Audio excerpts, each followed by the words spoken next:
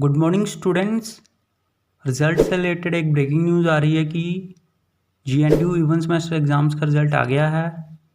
तो जिन जिन क्लासेस का रिज़ल्ट आया है वो हैं MSc chemistry 5 year integrated programme second semester, master of arts in Sanskrit second semester fourth semester,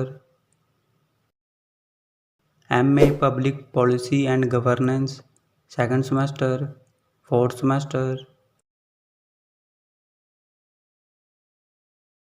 तो सभी स्टूडेंट्स GNDU की ऑफिशियल वेबसाइट पर जाकर अपना अपना रिजल्ट चेक करें gnu.ac.in पर। ऑल दी बेस्ट सभी स्टूडेंट्स को। उम्मीद है कि आप सबका रिजल्ट बहुत ही अच्छा आया होगा और सभी स्टूडेंट्स पास होंगे। तो जैसे ही किसी और क्लास का या फिर किसी सेमेस्टर का रिजल्ट आता है तो हम आपको बता देंगे।